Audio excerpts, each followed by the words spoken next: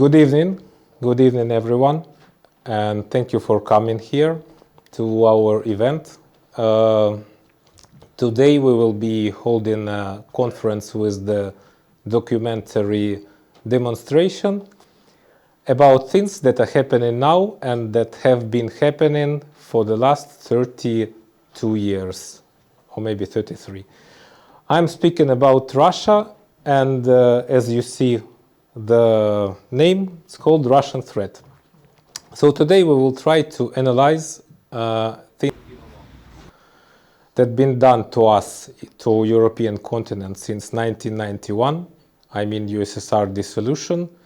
We will try to understand where we are now, and we will try to put ourselves into reality. What does it mean? I don't know if you feel it here in Slovakia. Sorry, I didn't introduce myself. My name is Oleksiy Burmak. I'm acting military, and me and my friends, my team, came from Ukraine. We came with a diplomatic mission to warn people in Slovakia and make them ready in order you don't make the mistakes that we did in 2014 and in 2022, when we were not ready for the war. As far as things in our world are changing very fast, we think that it's very important for us to understand what's happening and that we can make right decisions.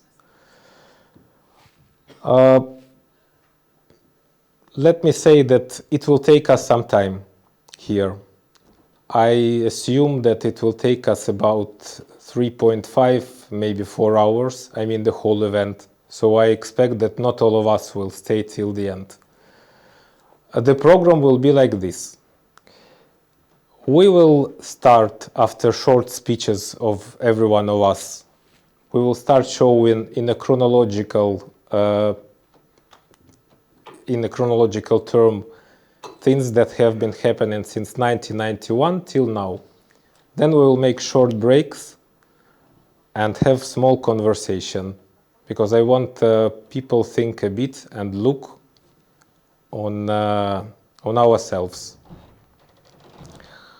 I will give the microphone to my colleague Sviatoslav, who is also acting military and who came with me. He has also a small vacation to come to Bratislava and speak a bit with us.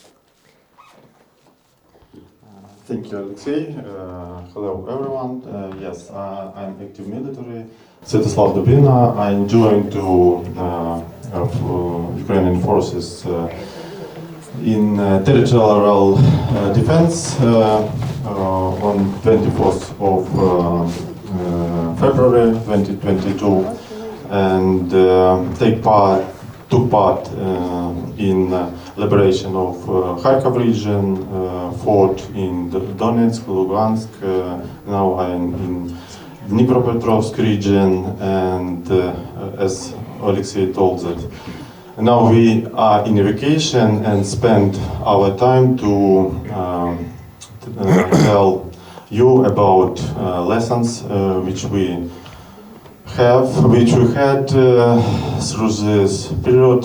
We have almost 4 years old war, and it's continue, and we paid for our lessons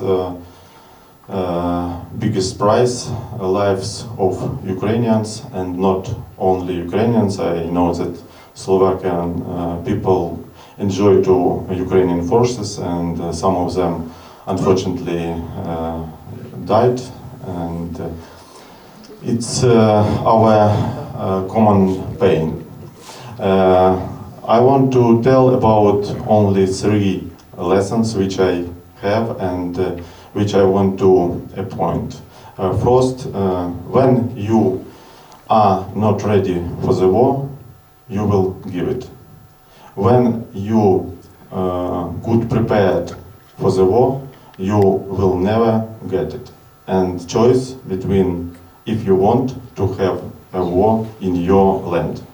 Believe me, we never believe that we will fight with Russia. Even in 2022, in February, a lot of people don't believe that it will happen, but it was. Second point, what I want to say, that old world peace is destroyed, and now we construct new world peace, and it's beginning for our fight in Russian and Ukraine war, and the result of new world will depend on result of this war and unity of Europe. And it's our common problem if it will continue in other countries. And third point, which I will mention, it's everything starts with information war. Now it's called cognitive war. It well described in book 1984 by Orwell, and you know that the main point of this book that peace is a war, freedom is Slavery. Slavery, yes, and unknowing is strength. After that, agreed with this, you will have hybrid war. If you ignore this point, you will have military aggression. We had it, and we come to inform you that it will become if we do not stop this. Let's do this together. Thank you.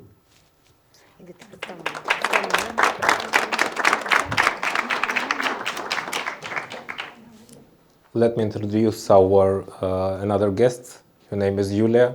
She is a volunteer and she is a public auditor in Ukraine. She came to us to tell just few words in order to give some knowledge and share knowledge and feeling she has. Marina will translate in Slovakian language. Вітаємо вас усіх, вітаємо і дякуємо вам за ваш час, який ви виділили для того, щоб познайомитися із нашим фільмом, а також з нашою командою «7 кроків до перемоги». Це ініціатива лідерів в Україні, а також активістів для того, щоб розбудувати нову Україну, для того, щоб наша Україна була врегульованою, щоб наша Україна була захищена. Я після Юри ще 3 слова скажу, тільки вам договорить вперед.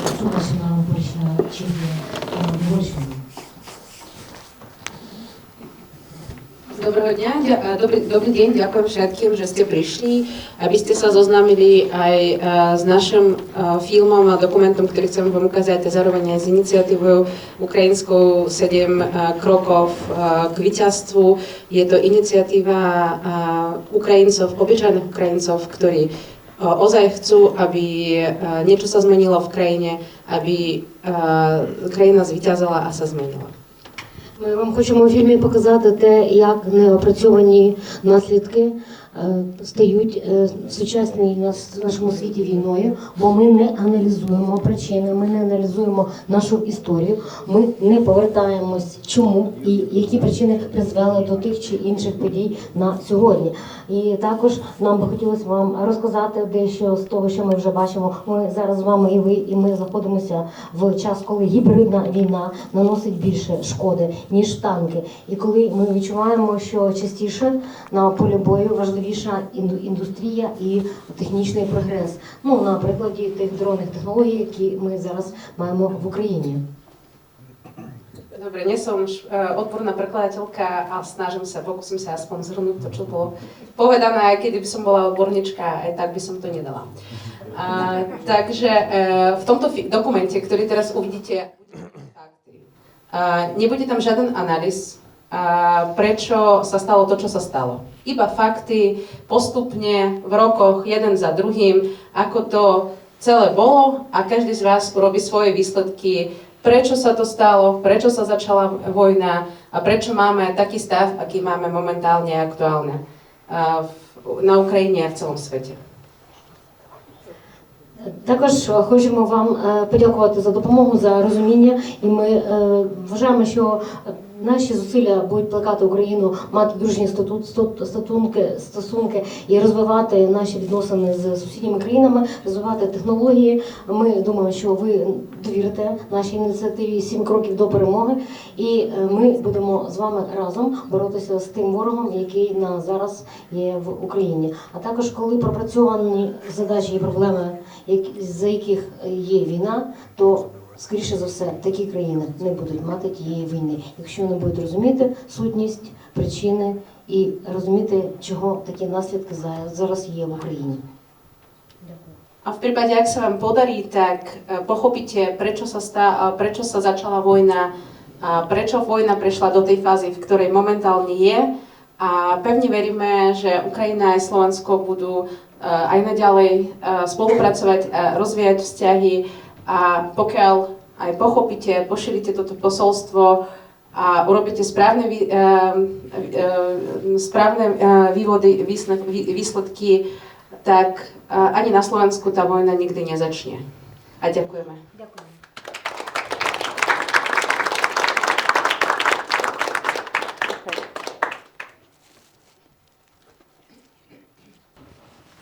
Всім доброго дня, вітання. Моя мова, що англійська, що словацька, теж не дуже гарна, їй не вистачає, як і не вистачає, можливо, нашої ненависті до нашого ворога, тому що ми все рівно залишаємося людьми. Я хотів би, щоб ви мені допомогли, якщо є така можливість. Будь ласка.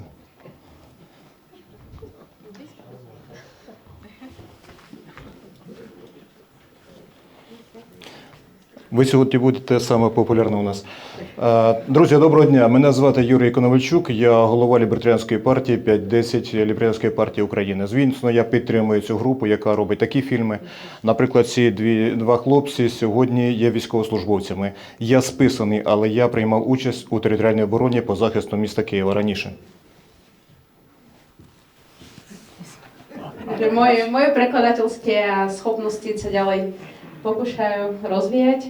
Čo najďalej, pán je predstaviteľom libertariánskeho hnutia, ktorý podporuje vojakov, ktorí momentálne bojujú na Ukrajine a zároveň aj podporuje aj takéto podujatia, čo prebieha momentálne dnes ako premietanie tohto filmu.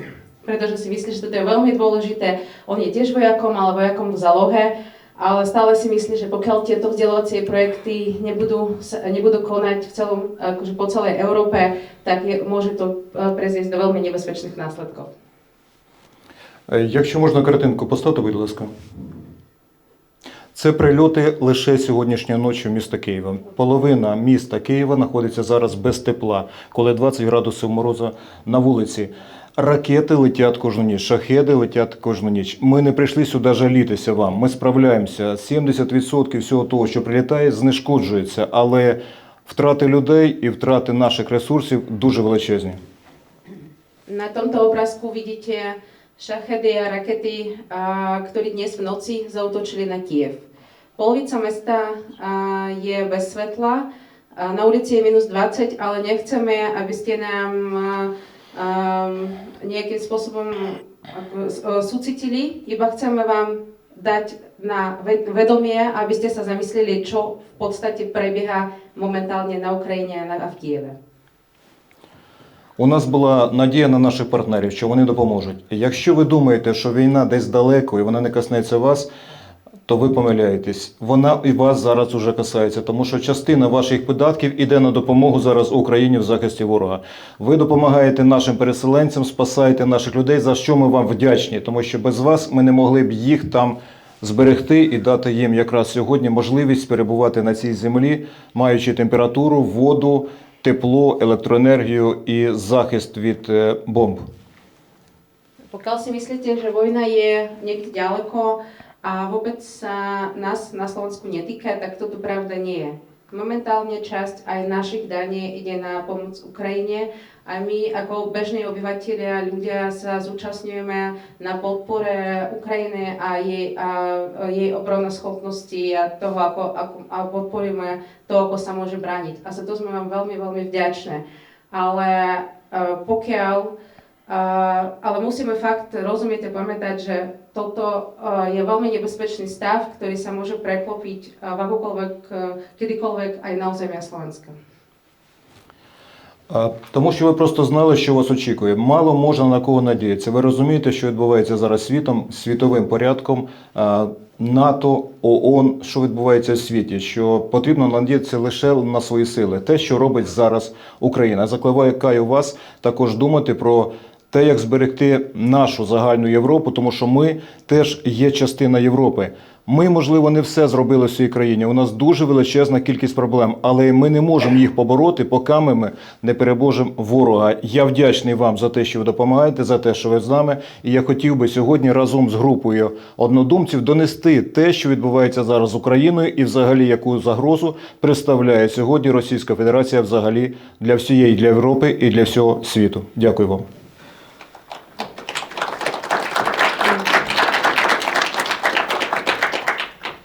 Musíme rozumieť a zamyslieť sa nad tým, čo sa deje a musíme porozumieť, že to, čo sa deje na Ukrajine alebo to, čo možno hrozí aj celej Európe, nemôže sa spoliehať na nejakú pomoc zvonku. Musíme byť vždy pripravené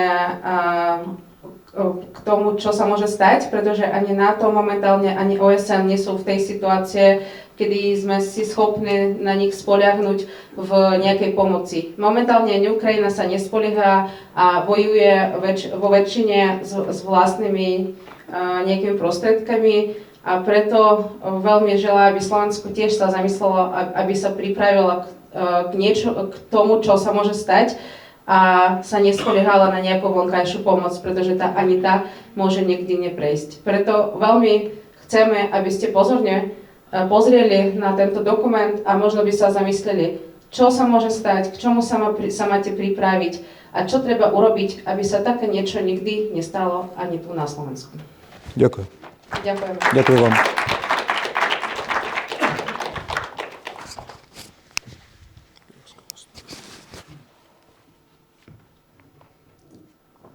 In 1 minute we will start the view. We will start chronologically viewing of what has been done by Russia since 1991 till nowadays. You will see the reasons, the facts and the consequences and the ways they did it, they are doing it and they will do it if they will not be stopped. Let's view. I can't say enjoy, unfortunately. In 45 minutes we will have a coffee break and then we will continue. Thank you very much. Thank you for coming and let's proceed.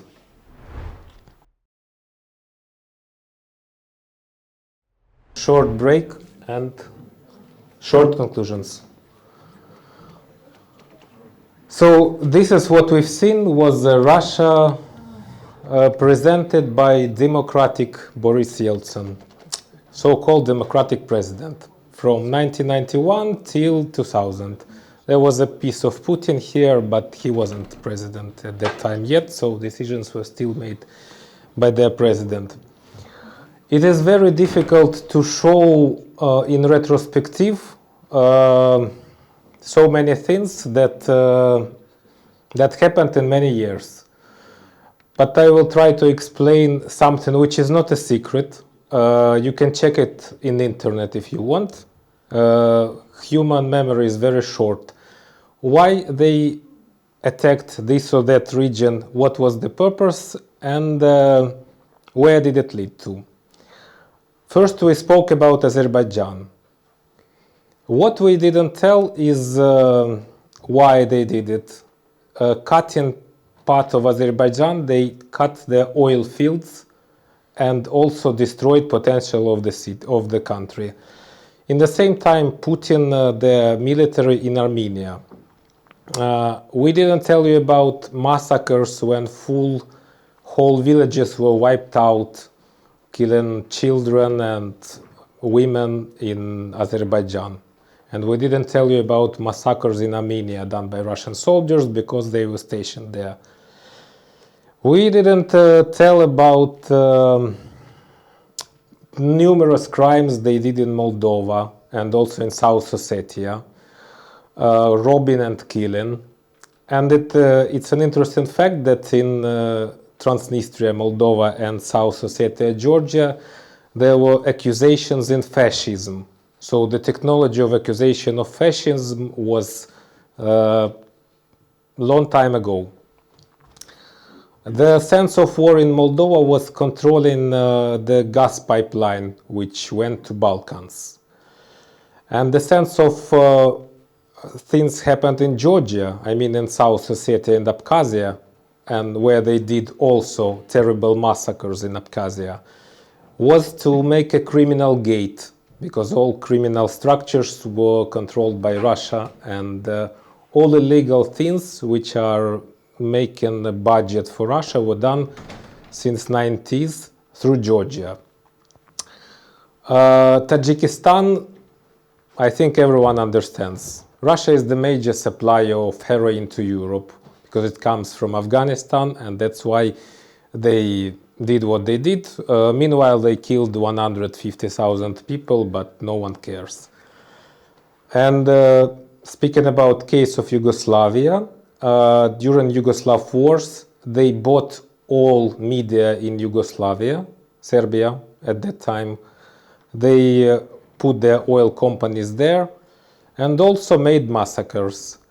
The person who was guilty in massacres, Igor Girkin, in 1994, later shot a plane in 2014. MH17 in the sky of Ukraine. So this is a good example how evil, if we don't destroy it, how it returns and brings more evil. And speaking about two Chechen wars, we see that nothing has changed. So that this propaganda, when Russians say that Bucha is something unreal, we see what they done to Chechen people twice in 5 years, wiping out whole nation. Already at that time they played with Iran. Now it's again, it's more about Israel, but Iran is also a problem which is helping Russia now in war in Ukraine. And we see that at that time lots of people asked to stop. No one did, and it came how it came. And also it's a good example how loyal politicians to Russia, like the president of Chechnya, Ahmad Kadyrov, believed them, and later they were killed by Russians because Russian Federation doesn't want to leave anyone. They don't care. It's very hard to calculate the real numbers of people killed by them. I guess only in this period of time we are coming to a number of 500,000, maybe more. And of course the consequences, we feel them now. Now there will be a short break. Then there will be next part of documentary. I hope you stay. And it's very important for people who live in Slovakia and in European countries. And I know we have guests from Poland, especially for Poland. You will understand why. It shows what we have now, the reasons, and the roots of problems that Europe has now, for example, Islamic terrorism and migration crisis. And of course, war in Ukraine. Thank you so much. Please have a coffee, tea, water, I will ask one question. What about break? How many minutes? Give me some idea. 15. Let's do like this. Let's do 15 minutes and we continue. The next part will continue about 1 hour, 5 minutes, and the third part will be only 35 minutes. Quite short. Thank you very much.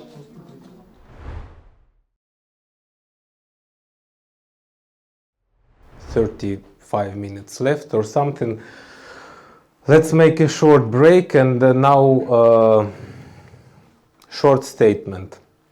I hope that you try to understand what is the source of migrants in Europe. But I will tell you in words.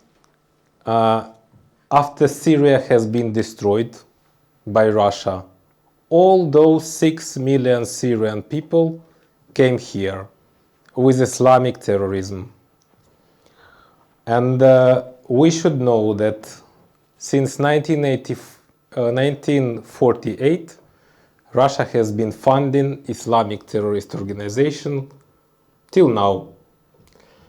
So I cannot blame them without having, documentary proofs, but put in your minds 2 plus 2 to understand the reason what it comes from. Some things haven't been told here about some other things done by Russia. For example, I know that there were diplomatic scandals in Slovakia here.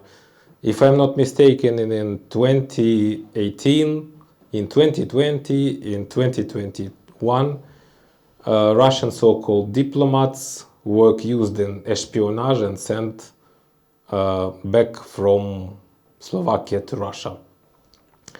I can give you numerous examples of things happening here in Europe, but I know that you are tired and I don't want to take your time. Ask yourself a simple question, because you've seen what they done.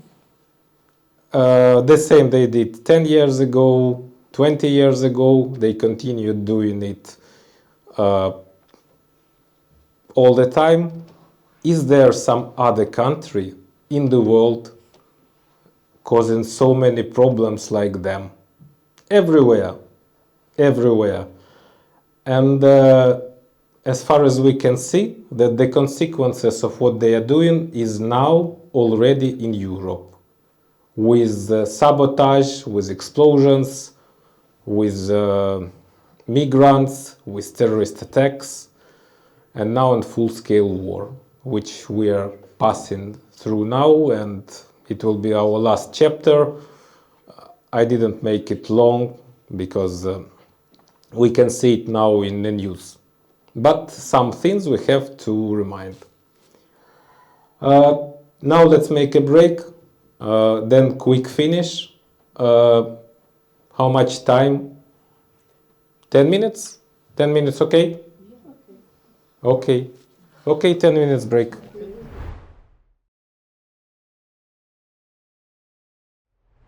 Thank you so much. Thank you for staying who stayed. This information was relevant by the end of 2022. I decided to end it with some notes of hope, because at the end we must believe in something good. However, imagine what was done next years and what unfortunately will be done. And I have a message for Slovakia, for people from Slovakia who are here. I know that, and I thank Slovakian people for our support. I know that most part of people understand what's happening. However, I hope that after this evening the understanding will be a bit more. And last couple of minutes I want us to make a model of next things that can happen. If good things happen and we stop Russia, okay, that's fine, and we will think something. But as a soldier, we always calculate the worst. So, let's try to calculate the worst case scenario. In case Ukraine lose, what will happen next? I will not say, and I think it's natural and evident that millions of people will be killed. But let's put moral outside. Because why I'm saying this? Because there is a narrative that Ukraine should stop fighting and then make peace. The people who are saying this, they don't say that if we stop fighting, we will see these graves everywhere, not only in Mariupol, Lugansk, Donetsk, wherever. What will happen next? Where will come the millions of people who will escape Russia? They will come here to Slovakia. Where will come the army of Ukraine after defeat? Here in Slovakia. What will Russia do next after, if it wins? It will mobilize Ukrainians for the further war, and then they will set ultimatum to Slovakia. Not only to Slovakia, but to everyone. Because they say straight, we want the countries of Warsaw Bloc back. So it's up to us how to react to things happening here. As a person who saw the war in 2014, it's scary to say, 12 years ago, in my native town, city, which is occupied, I think it's more wise and more natural to leave the war in Donbass than let it come to Uzhgorod, and then I don't want it to happen here. So my only ask will be to tell whoever you want about what you've seen, make a conclusion, and do something, what your heart says. Thank you so much. If there is any questions, please feel free. If not, then I don't want to take your time anymore. And once again, дякуємо. Thank you for coming.